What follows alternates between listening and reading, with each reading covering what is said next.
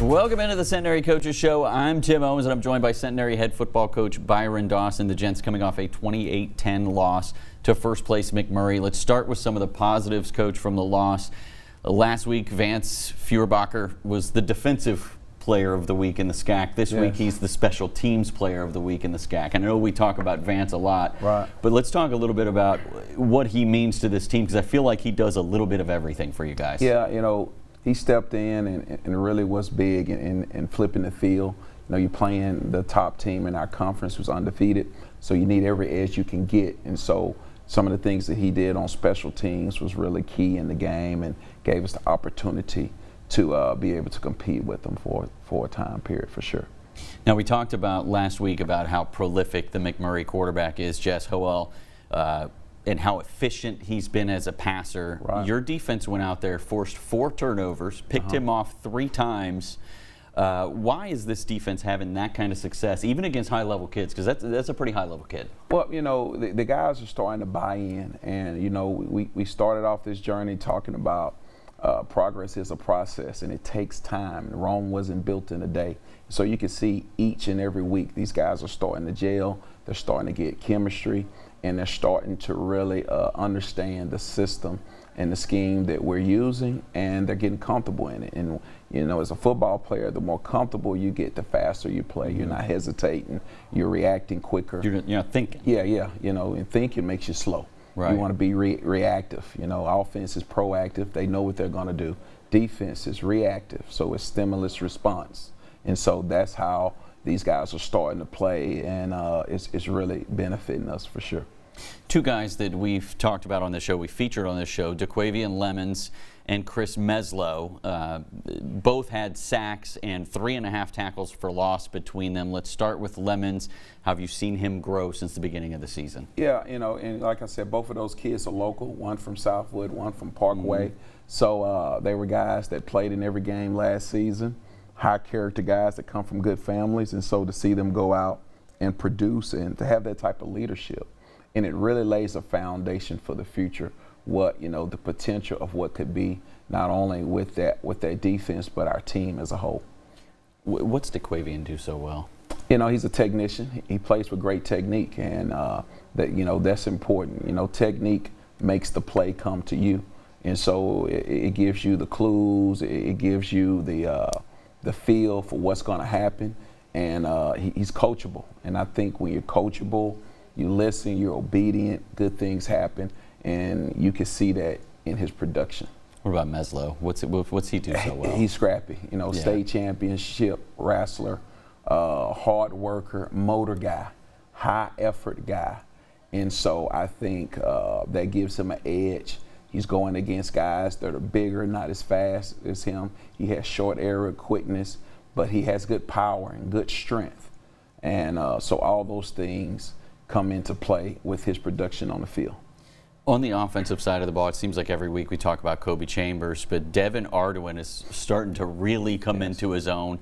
Another 74 yards and another touchdown on Saturday. Tell me about this kid. What makes him special? Well, you know, Devin was one of our top skill athletes last football season, and he's starting to connect with our quarterbacks and get a feel for the game, and you're starting to see that production. Good twitch, good movement. Runs good routes, very shifty type of player, and so we just want to build on that and try to get more weapons, you know, more production on the offensive side of the ball, and I think he's going to be a key part of that. As for some of the negatives, everything didn't go well the entire day. 3 turnovers on offense. You just can't give good teams extra opportunities like that, can you? No, and you know, these are all things that we got to correct, and you know, the mental mistakes, the pre-snap penalties. You know, we've got to take care of the ball, and so those are things that, you know, we will watch film, we'll evaluate, we'll find out the why. Why did this happen? What's behind it? What's the root of it? And then we'll correct those things and move on. You know, life doesn't wait on the wounded. Nope. So sun came up Sunday morning, and we've got another game this Saturday, so we got to keep it going. When you have a quarterback, I mean, sometimes they're going to have to take chances. You want them to have some, you know, a little aggressive streak in them. Right, of course. How do you, as a coach, how do you toe that line to say, okay, you know, don't throw an interception, be careful with the football, but, sometimes you got to take that shot. Well, it's timing, just like anything in life. So, there's certain times in the game where, taking that risk is going to hurt you more. And there's other times we just need to get first downs to get the touchdowns.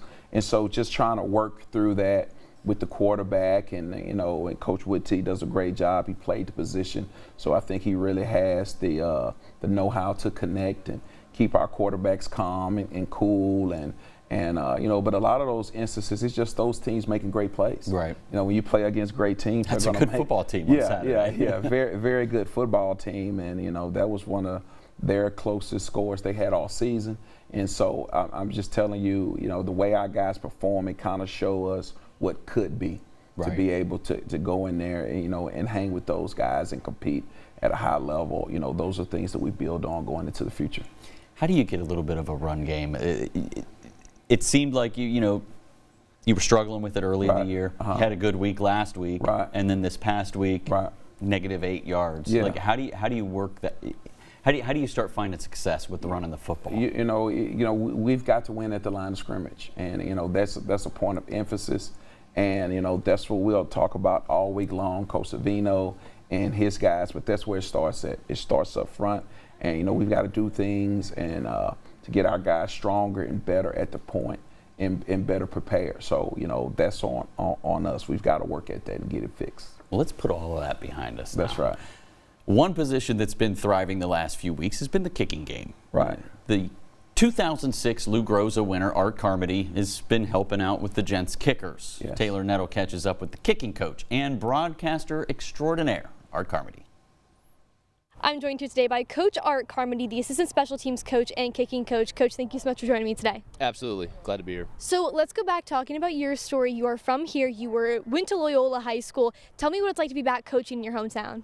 It's great. I mean, Centenary football coming back for the first time in a long time is very exciting. And when the idea was presented to me back in 2021 that this was something that was going to happen, I asked just to get involved any way that I could. I didn't know that would lead to me being on the search committee to help hire Coach Dawson, or being out here, pretty much every day helping out with the program.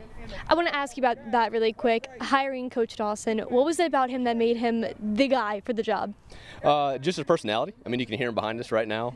He's a great coach. Young guys connect to him, and just his passion for the game of football, and for helping these young guys get to where they want to go.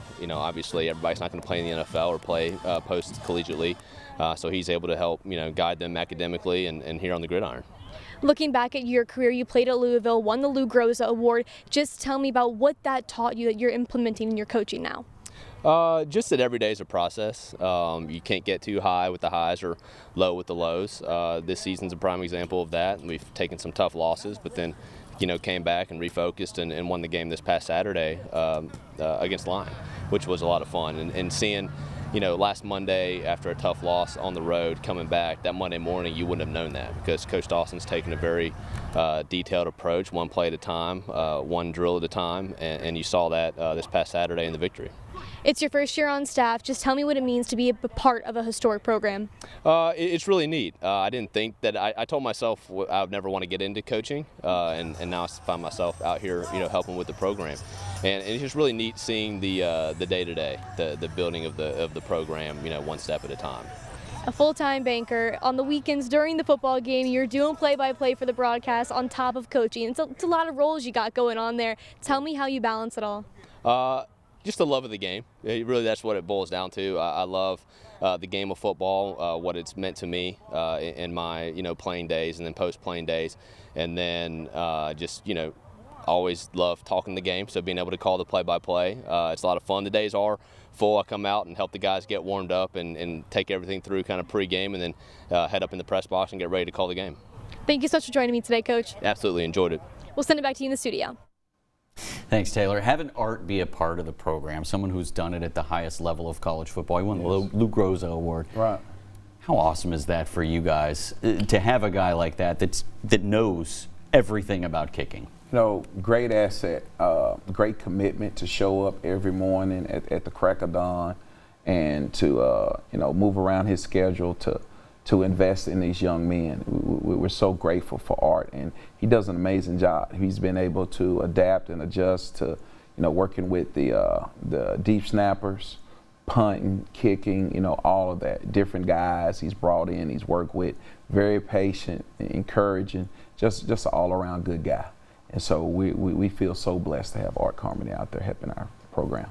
I just love seeing him in his banker suit out there. That's right. At practice. Yeah, every morning. Yeah, getting it done. All right, we're putting Saturday's game to bed and looking forward. Plus, Red River grad Trey Smith has been thriving as the Gents quarterback over the last couple of weeks. Taylor Nettle sits down with Smith on his journey to Centenary and how the Gents program is fulfilling his college football dreams.